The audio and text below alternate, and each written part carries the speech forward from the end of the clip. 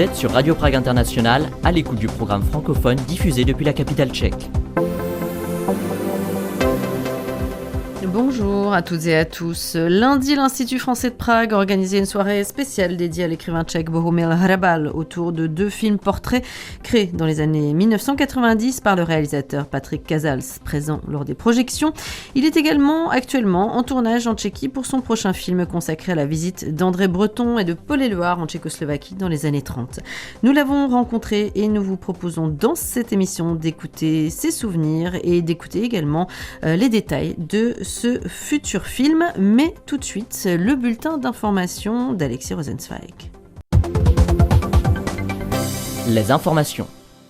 Selon le président tchèque Petr Pavel, la Tchéquie devrait réexaminer les projets préparés dans les pays d'Europe centrale orientale et d'Europe du Sud-Est et réfléchir à une participation plus importante. C'est ce qu'il a déclaré mardi aux journalistes lors du sommet de l'initiative des 3 mers qui réunit à Dubrovnik en Croatie 13 États européens situés entre la mer Baltique, l'Adriatique et la mer Noire. Le sommet en Croatie accueillait également le secrétaire américain à l'énergie Chris Wright. Selon le chef de l'État tchèque, un engagement accru de la Tchéquie pourrait offrir de nouvelles opportunités aux entreprises tchèques, mais aussi favoriser le partage de savoir-faire et de bonnes pratiques avec les autres pays membres. Le président tchèque est accompagné au sommet d'une délégation d'entrepreneurs. Ce mercredi, plus de 1400 représentants d'entreprises venus d'environ 40 pays devaient participer au Forum économique de Dubrovnik. Des experts tchèques et ukrainiens ont numérisé des milliers de dossiers retraçant le destin de Tchèques devenus victimes des répressions soviétiques et d'accusations fabriquées de toutes pièces. Au total, 479 dossiers d'enquête de la police secrète soviétique, le KGB, ont été rendus accessibles, contenant des informations sur 283 citoyens tchèques exactement. L'Institut pour l'étude des régimes totalitaires, qui a participé à ce vaste projet tchéco-ukrainien, a présenté mardi à Kiev et en a informé dans un communiqué de presse. Selon les spécialistes, ces documents numérisés ont une importance non seulement pour la recherche historique, mais aussi pour l'éducation et la mémoire des victimes des régimes totalitaires. Chacun de ces dossiers représente un destin humain brutalement interrompu ou profondément marqué par la répression, a déclaré l'historien tchèque de l'Institut de Prague qui s'appelle Adam Hradilek. Audiovisuel public, la commission parlementaire des affaires médiatiques a appelé mardi le ministre de la Culture, Otto Klempier, à retirer de la procédure interministérielle de consultation le projet de loi sur les médias de service public. Ce texte prévoit principalement de transférer le financement de la télévision tchèque et de la radio tchèque des redevances audiovisuelles vers le budget de l'État. La Commission a adopté cette résolution grâce au fait que l'opposition y disposait de la majorité en raison de l'absence excusée de 3 députés de la coalition gouvernementale. Le président du groupe Top 09 à la Chambre des députés, Jan Jakob, a qualifié le projet de loi de texte inutilisable et bâclé. Fin de citation. En raison de ce projet de loi, les syndicats, les employés de la télévision et de la radio publique ont déjà annoncé un préavis de grève illimité dans le temps. Par ailleurs, la commission parlementaire estime qu'il est souhaitable de garantir, à partir du budget du ministère des Affaires étrangères, la stabilité et la continuité de la diffusion internationale de la radio publique tchèque, à savoir le service que nous assurons ici à Radio Prague International. On passe au sport avec du hockey sur glace et les hockeyeurs de Pardubice qui célèbrent leur sacre de champion après 14 ans d'attente. Lors du 6e match de la finale des playoffs de l'Extraliga mardi soir, ils se sont imposés à Třinec 5-4 après prolongation et ont remporté la série 4-2. Le Dynamo Pardubice décroche ainsi le 7e titre de son histoire et sa 4e médaille consécutive après le bronze en 2023 et les médailles d'argent des 2 dernières saisons. Třinec, présent dans une 7e finale sur les 8 dernières saisons disputées, échoue seulement pour la 2e fois, la dernière défaite remontant à l'année 2018. Pardubice devient ainsi le premier vainqueur de la saison régulière à remporter le titre depuis 2016. Un mot sur la météo pour terminer ce bulletin comme d'habitude avec du beau temps annoncé pour le dernier jour du mois d'avril à Prague, des températures maximales autour de 19 degrés et le week-end prolongé s'annonce également plutôt ensoleillé. Voilà pour l'essentiel des infos. Plus d'infos, c'est sur notre site français.radio.cz Et la suite du programme francophone, c'est tout de suite maintenant avec Anna Kubushta. Radio Prague International, le programme francophone. Patrick Casals, bonjour. Bonjour. Vous êtes l'auteur de nombreux films, mais notamment la raison pour laquelle on se rencontre aujourd'hui, c'est parce que vous avez réalisé, alors autrefois, 2 documentaires qui sont consacrés à Bohumil Hrabal. Jadis, vous alliez dire. Oui. Hrabal, le tendre barbare, ça date de 1992. Et puis, il y avait un numéro de Un siècle d'écrivains, c'était cette superbe émission. Belle série donc, sur les auteurs du XXe siècle. 1995 pour le coup. Et c'est Bernard Rapp qui était le journaliste et réalisateur aussi. À la fin de sa vie, il est devenu réalisateur, mais qui avait voulu cette série d'émissions qui est exemplaire pour la télévision française. Hélas, ces films ne sont plus trop visibles, et c'est ça qui est un peu dommage, c'est qu'ils disparaissent après dans les profondeurs de l'INA. C'est ça. Et l'Institut national de l'audiovisuel est un peu refermé sur ses archives, et c'est difficile de pouvoir revoir tous ces parcours d'écrivains. Alors que ces parcours devraient être ouverts à tout le monde, parce que effectivement, il y a des auteurs très classiques, et puis il y a d'autres personnages comme Bohumil Hrabal, qui était un personnage merveilleux que j'ai eu la chance effectivement de rencontrer d'abord pour Libération, puisque j'avais fait des articles sur lui, lié en fait au 20e anniversaire de l'entrée des chars russes dans Prague, et j'avais rencontré à cette époque-là donc toute la génération des cinéastes qui avaient tels Jaromír Jireš, Ewald Szorm, Vera Chytilova et Jiří Menzel, qui avaient travaillé aussi donc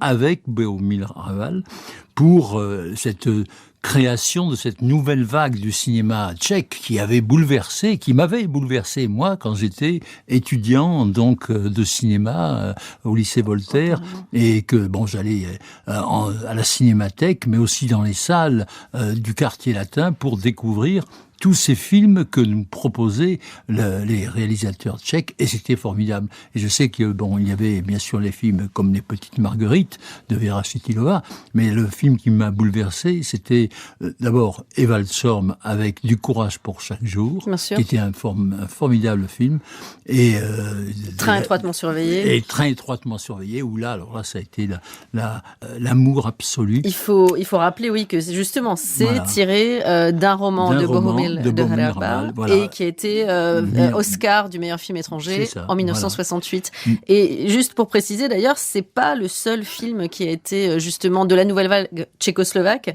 qui a été adapté en fait de Bohumil Hrabal. Il y en a eu beaucoup en fait. Alors, d'abord, ils ont tous commencé par un hommage qui s'appelle Petite perle au fond et Petite perle au fond de l'eau. Et c'était un film, comme Jiří Menzel l'appelle, un film omnibus, c'est-à-dire un film par petits épisodes, et qui tous ces épisodes étaient adaptés de nouvelles de Bohumil Hrabal. Et donc c'est ce film Petite perle au fond de l'eau qu'ils ont voulu faire en hommage donc à Bohumil Hrabal, pour montrer l'importance que toutes ces histoires avaient eu dans leur nouvelle scénarisation de la vie pour la création de nouveaux films de fiction. Et voilà, donc c'était l'importance de Bohumil. Elle a été là aussi, dans cette espèce de déclencheur d'une nouvelle liberté d'être, de vivre, de communiquer donc entre les acteurs et les réalisateurs. Et c'est ce qui s'est passé donc dans tous les films de Menzel, bien sûr. Mais moi, il y a un autre film qui m'avait bouleversé, et j'ai eu beaucoup de tendresse pour la rencontre que j'ai pu avoir avec Ewald Szorm. Ewald Szorm, donc, avec un film comme Du courage pour chaque jour, qui n'est pas du tout un film de fantaisie, comme Jiří Menzel pouvait en faire, mais c'est à Karlovy Vary que j'ai rencontré Ewald Szorm, et on a été vraiment très... j'étais avec mon épouse, et on a été très touchés par tout le parcours de cet homme, qui en fait a été brisé, bien sûr, par les complications qu'il a pu avoir pour aboutir à son travail, mais qui était d'une gentillesse formidable. Pour resituer, Bohumil Hrabal est né en 1914. Il est né à Brno. Oui. Et c'est intéressant, en fait, de se rappeler quand même qu'il est né à Brno, donc en Moravie, parce que dans l'esprit de beaucoup, il est quand même indissociable de Prague, du quartier aussi de Líbeň, et puis évidemment des fameuses brasseries pragoises, dont le Tigre d'Or. Il est mort en 1997 à Prague, pour le coup. Et justement, comment expliquer finalement que voilà ce lien très particulier que lui peut-être entretenait avec Prague, mais aussi pourquoi on l'associe en fait beaucoup plus à Prague finalement qu'à sa Moravie natale?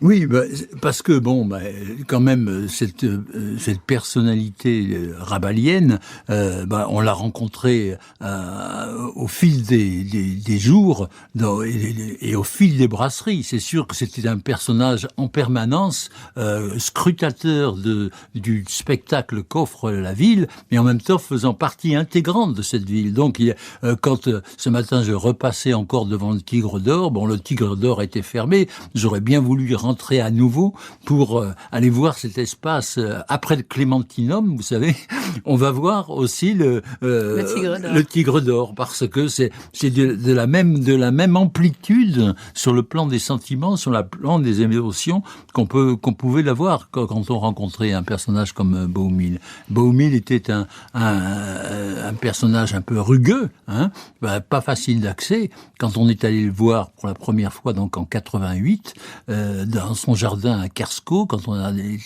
le débusquer pour qu'il nous parle de ses nouvelles adaptées au cinéma, tout ça.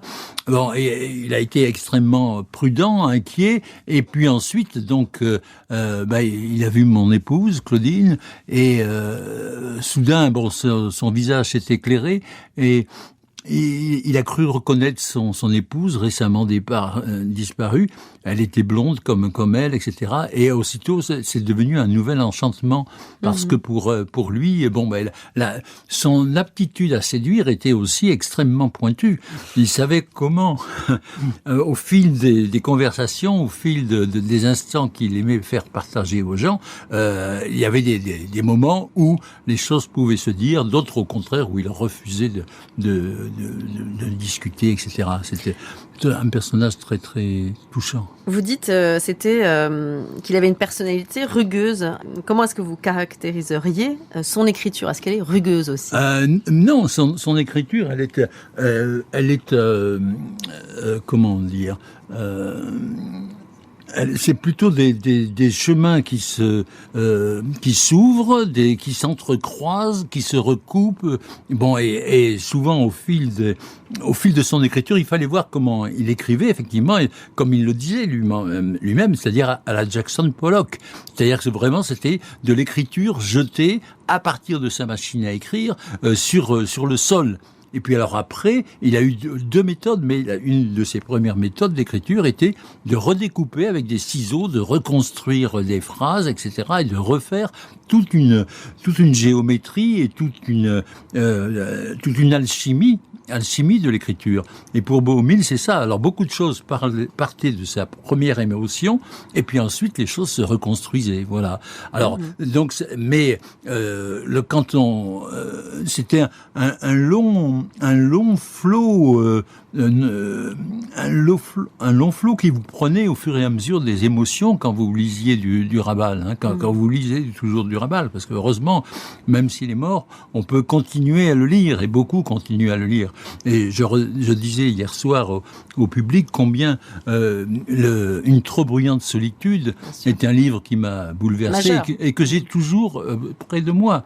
Je relis toujours 2-3 pages d'une trop bruyante solitude, parce que là-dedans, il y a tout de la vie, de l'attente des choses, de la patience nécessaire pour que les choses se produisent, et de l'envie de rencontrer les autres, et en même temps de s'en séparer, et en même temps de passer à autre chose. Voilà. C'est intéressant d'ailleurs que vous mentionniez Une trop bruyante solitude, puisque pour le coup, ce livre a aussi été adapté, mais il a été adapté en fait par une réalisatrice tchèque qui était exilée en France, Vera Zeiss, exactement, avec Philippe Noiret, qui joue le rôle principal. Oui. C'est intéressant ce lien finalement, cette passerelle franco-tchèque finalement entre l'œuvre et le cinéma. C'est-à-dire que le film de Vera Zeiss, je l'aime moins que les films de Menzel, par exemple. mais c'est différent. Mais bon, mais Philippe Noiret lui donne une certaine, un certain côté, mais c'est dans les choix, dans les choix des acteurs, c'est aussi très très souvent assez difficile de savoir comment. Moi j'aurais vu peut-être quelqu'un d'autre à la place de Noiret, mais qui a su avec sa faconde, lui donner un climat. Ça, voilà, il y a un climat qui passe. Mais donc moi je sais que pour la première émission, donc une trop brillante solitude, j'avais demandé, donc c'était Jacques Dufillot. Alors Dufillot lisait les textes de Rabal, et lisait les textes avec beaucoup de finesse et avec beaucoup de compréhension des multiples sens possibles au texte de Rabal. Voilà. Donc on peut imaginer d'autres personnes. On peut imaginer d'autres personnes, bien sûr. Hein.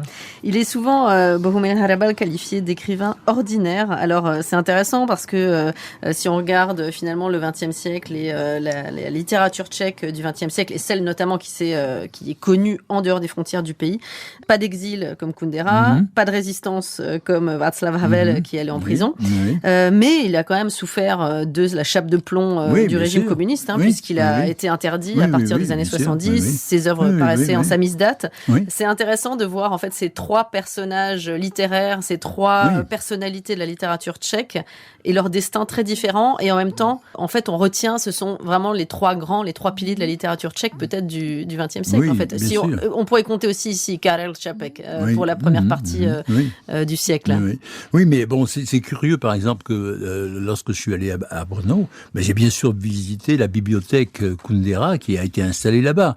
Et cette bibliothèque est émouvante aussi, parce que, là, il y a tous les livres avec toutes les traductions possibles et imaginables à travers le monde des œuvres de Kundera, et on se rend compte de l'importance qu'a pu avoir un tel écrivain en partant de cette ville. On sait aussi que un écrivain comme Breton est aussi allé à Brno lorsqu'il est venu visiter donc tous les surréalistes tchèques en 1935, et c'est parce que c'est une ville qui a une certaine magie. Donc à Brno, on a ces deux écrivains en parallèle qui sont natifs de la ville, donc Rabal et Kundera, et on se dit quand même là quel vivier quel vivier. Et alors quand on sait aussi qu'il y a cette formidable Vénus qui a été trouvée pas très loin, on se dit les choses se passent à Brno aussi. Exactement, et pas seulement à Prague, et je pense qu'en effet il faut le rappeler. Donc il y a ces mais alors ça, moi je ne connais pas très bien la Tchécoslovaquie et la République tchèque, mais en même temps j'ai senti peut-être à travers justement le feeling particulier des films de cette génération combien il y avait beaucoup de choses très précieuses pour la vie qui passaient à travers ces films. Oui, et puis c'est intéressant de voir en fait cette espèce de synergie en fait entre la littérature et le cinéma. Je connais pas vraiment d'autres exemples en fait où justement un écrivain aurait autant alimenté un cinéma spécifique. Oui, bien sûr. Mais là, je sais que tous étaient complètement admiratifs de ce personnage qui, on l'oublie trop souvent, mais a aussi passé un long séjour en étant machiniste donc de théâtre, donc travaillant, et l'un des réalisateurs, l'un des metteurs en scène de théâtre que j'ai interviewé dans le second film, me disait combien Rabal adorait une chose au théâtre en tant que machiniste, c'était accompagner sur scène l'acteur et le placer exactement à l'endroit où il devait être lorsque le rideau allait se lever, dans le noir, donc tout ça, et puis hop, lui s'éclipsait. Il y a un peu un côté démiurge, en fait. Ah ben oui, c'est ça, voilà. Donc, et en même temps, installer des personnages dans les romans, c'est ça aussi. On les place à tel endroit, on peut les déplacer, on va leur donner toute une étoffe et une couleur particulière avec les projecteurs et tout. Mais lui, installer donc les endroits, les personnages à l'endroit exact où ils devaient être dans la pièce. Formidable symbole. Bien sûr. Voilà. Bien sûr. Donc, et c'est vrai que c'était ça. Alors, il y avait aussi une autre symbolique très importante pour lui. Alors, très souvent, il m'en parlait. Alors, il parlait un petit peu français. Il comprenait très bien ce que je lui disais. Moi, hélas, je ne parlais pas le tchèque. Mais bon, on arrivait à converser. Et par exemple, il y avait le jeu de tarot. Pour lui, était essentiel. Le tarot de Marseille, donc, et il pouvait, comme il le faisait très souvent aussi, regarder des photos. Par exemple, Jackson Pollock et sa femme. Alors, il y avait tout un reportage qui était fait par un photographe allemand, et des photos de Jackson Pollock et sa femme endormis dans leur villa, etc. Et il m'avait dit un jour, j'ai passé tout l'après-midi à regarder donc ces photos de Jackson Pollock et à tenter de percer leur mystère, voilà. Et pour lui donc, il pouvait, je lui avais ramené de Beaubourg un livre de Schwitters et il était enchanté de ça. Il savait que pendant des heures et des heures, il allait regarder et les toiles et les photos donc il avait une forte admiration pour les plasticiens. Il faut donc aussi bien Bruegel que Schwitters et que Andy Warhol et qu'autres, bien sûr. Voilà. On va faire une petite excursion de côté, mais en fait, je peux faire le lien avec finalement ce que vous m'avez dit tout à l'heure à propos de Breton et des surréalistes français de passage en Tchécoslovaquie dans les années 30, en 1935, puisque en fait, la raison de votre présence ici à Prague et pourquoi nous sommes aussi dans ce studio, alors c'est d'une part en effet parce que vous avez présenté à l'Institut français donc ces 2 documentaires dans le cadre d'une soirée hommage à Bohumil Hrabal, et aussi parce que vous êtes en tournage et que vous vous intéressez justement à ces surréalistes bretons et éluards qui en fait sont venus donc en 1935 à Prague, à Brno. Voilà. Alors, est-ce que vous pouvez nous dire un petit peu quelques mots sur ce film, si on peut déjà en parler? Oui, donc ça va être ça, la folle équipée du trésor des Jésuites. Alors là, donc, vous voyez, on se dit, qu'est-ce que c'est encore que qu'est-ce qui se passe? Ce projet étrange. Alors donc, bon, les Jésuites, je crois, sont quand même très liés à la ville de Prague. Quand on voit le Clémentinum, quand on voit les salles, etc., on se dit que c'était assez prodigieux. C'est une contre-réforme qui a laissé des traces, qui a laissé des traces. Bon, après, il y a une légende. Alors bon, je n'ai pas tout à fait en mémoire, je ne vais pas vous la raconter parce que je commettrai des erreurs, mais il y a la légende du trésor des Jésuites dans Malastrana, très, très importante aussi. Donc il y a de belles légendes avec un trésor qu'on tente de déterrer, etc. Bon, voilà.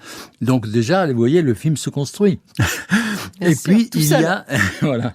Et il y a cette rencontre assez étonnante, donc en 1935, quand les deux des figures majeures du surréalisme français décident de venir donc en visite à l'invitation des surréalistes tchécoslovaques. Et donc il y a une rencontre, une tentative de connexion intellectuelle, artistique, également politique, c'est-à-dire que Breton et Éluard veulent observer comment les surréalistes tchèques réagissent par rapport au pouvoir, comment ils semblent s'intégrer donc à la pensée communiste ou non, etc. Donc il y a toute une réflexion qui est en marche. Voilà. Et il y a ces échanges, donc, bien sûr, artistiques.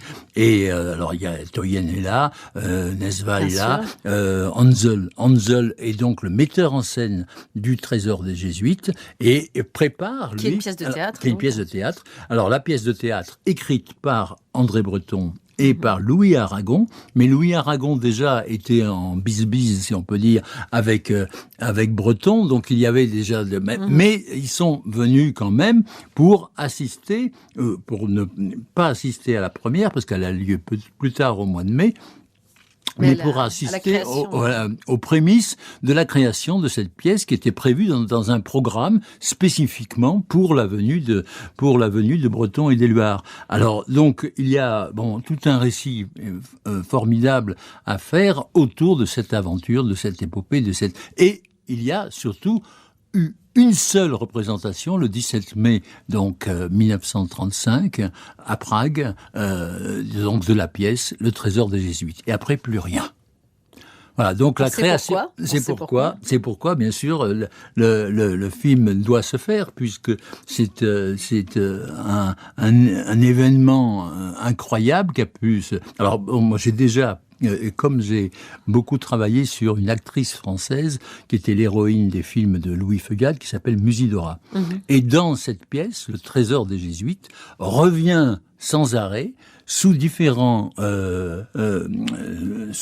noms, aussi bien que Matsuri, Dora Musi, etc. L'actrice Musidora. Et l'actrice Musidora, qui va être interprétée par une actrice tchèque, donc dans cette pièce, mais en même temps, elle est là en filigrane.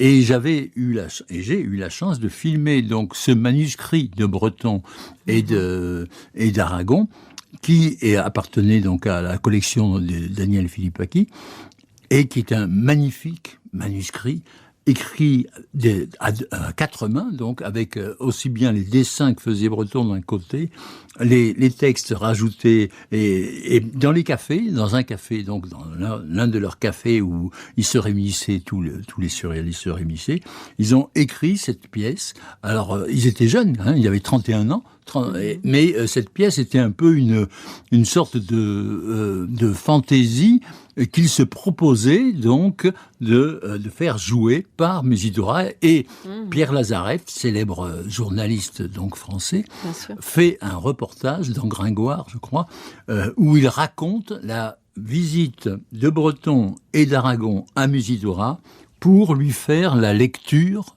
de cette pièce, Les Trésors des Jésuites. Peut-être pour terminer et revenir juste avec une dernière question sur Harabal, si vous deviez, en quelques mots, dire quel est votre souvenir le plus marquant, ou vos souvenirs les plus marquants de votre rencontre avec Bohumil Hrabal, donc moi, si je suis là, c'est parce que j'ai eu une dette qu'il me fallait pas payer, mais qu'il fallait honorer, parce que lorsque on lui a présenté donc le second film à Paris, c'était avenue Marceau, je crois, avec la responsable des Zofia Bobovic, qui était la responsable de collection chez Lafon, voilà, donc on lui avait dit on va faire une projection du film, etc. Donc il voit le second film, Un siècle d'écrivains, il est quand même assez ému par toute sa vie racontée, présentée comme ça. Il était assez... Alors, il aimait toujours dire oui, c'est formidable. Alors, les journalistes, là, j'ai envie de leur casser la gueule quand on... Bon, alors, et on savait que là, c'est qu'il avait bien aimé le film. Bon, ou le reportage, parce qu'il avait bien aimé aussi les reportages qu'il avait fait en écriture. Et donc, on s'est dit au revoir. Je lui ai dit, à l'été prochain, à Kersko. Voilà. Il me dit oui, et oui, voilà. Et puis l'été prochain, il n'y a pas eu d'été prochain, parce que l'été prochain, moi, j'ai pas pu y aller. Et après, il est tombé malade. Et après, il s'est suicidé. Donc, c'est un peu pour lui rendre encore un vrai hommage que je suis venu présenter ces films. Voilà. Merci beaucoup, Patrick Casals. Merci. C'était le réalisateur français Patrick Casals qui évoquait pour nous ses rencontres avec l'écrivain tchèque Bohumil Hrabal, décédé en 1997. C'est la fin de cette émission en français sur Radio Prague International. Merci à toutes et à tous de l'avoir suivi. Le reste de l'actu tchèque, c'est sur les réseaux sociaux. Merci de votre fidélité. Bon vent. Ahoj.